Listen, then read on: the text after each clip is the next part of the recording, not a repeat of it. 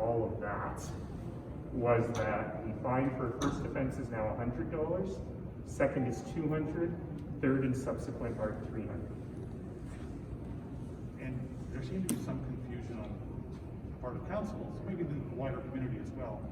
What's the difference between the provincial legislation and the municipal legislation? I think of an officer out there dealing with something. What ticket do they write?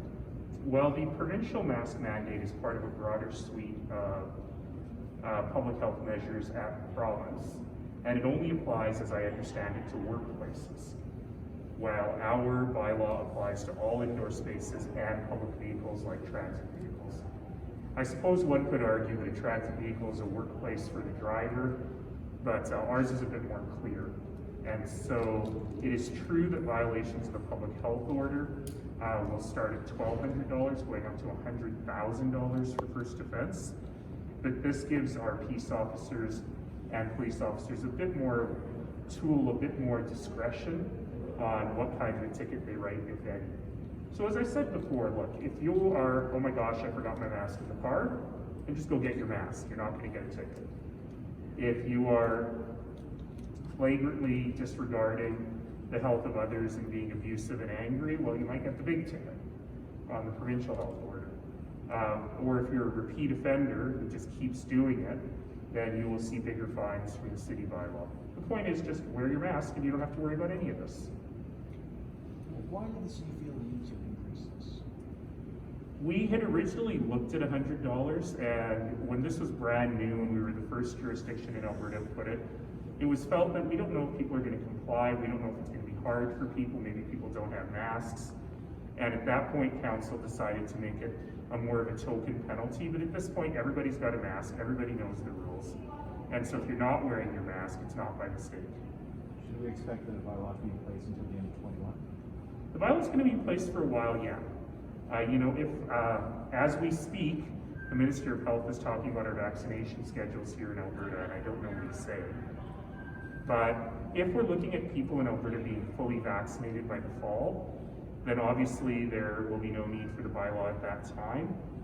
I do not anticipate the mask bylaw is probably one of the last things that will be eased in terms of restrictions, because it's about preventing further spread. It's about being forward-looking. And so I anticipate that we'll see it for a good chunk of 2021 at least.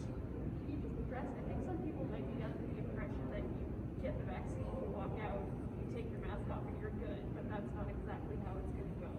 That is my plan. I will get the vaccine in front of a bunch of cameras, then I'll whip my mask off, and we'll be done. And everyone will be like, that's what he looks like. No, that is not likely. Right now, you need 2 doses of the vaccine that are a month apart. My understanding is that you, after that, need a couple of weeks after your second dose to make sure your immunity is up to date. So getting that needle in your arm kicks off a 4 to 6 week long process. So really, we'll be done when 70% or more of Albertans have gone through that whole 6 week process. Just explain that distinction of, when this was implemented, it was never designed to be a long period of time. It would just come back 3 months or quarterly to be updated. Why not just do that as opposed to, say, a year from now? It's just a lot of work to prepare all of these reports and updates when you have really nothing to report or update on. I'm sure many people have forgotten about the report we had in September because nothing changed. But it takes a lot of time and work. So this is just more triggered by the situation. So if the cases are getting better, then we will be able to stop earlier. And can you just explain how easy it is to get rid of this bylaw if that's the decision of the council? Super easy. 1 council meeting, 3 readings done. Can you talk about the expense process update that Councillor Collier brought in? Yes.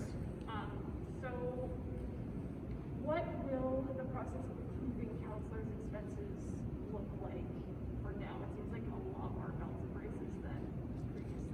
Yeah, as Councillor Carly Urquhart has been working in her new role as the chair of the Councillor Compensation Committee, she noticed that there are some gaps in some very old policies in terms of who can actually approve the expenses. And all of this is being worked on under a broader issue, but that'll take a little while to sort out. And so she wanted to put some stuff in place in the interim. So in the interim, city staff will look over all the expenses and determine whether they're in accordance with administration policies or not. If they're not, it will go not just to the chair, but to the full committee of the councillor's office, the full coordinating committee. And if they say no, the councillor will have a right to appeal to the Priorities and Finance Committee, which I chair. And then the decision of that committee will be final. Does this ultimately just take away the discretion that existed previously with the councillors committee? Yes, very much so, because these things didn't go to the committee before. It was really just in the hands of the chair, or in the chair's absence, the vice chair. And Councillor Collier-Craig has correctly pointed out that that's not great governance. So are we waiting a little while longer for the city working group to come back with recommendations? That's right. I expect that the city working group will be back sometime in the first quarter of next year. So, Okay. with the COVID-19 vaccine being here in Canada, how is the city working with the provincial and federal government for the rollout specifically? Do we have any details regarding I don't yet. Okay. In fact, I, like you, was waiting on Minister Shandro's announcement today. Okay. Certainly, the city is ready and willing and able to help. We have facilities, we have volunteers, we have city staff, that when it comes time to do mass inoculation, when we have enough doses, we're certainly willing to help with that. Perfect, thanks. Okay, thanks everybody. An update on Councillor Maglioka in terms of, has he received the air upgrade? I know he's taking the training, I don't know anything else, but I can find it.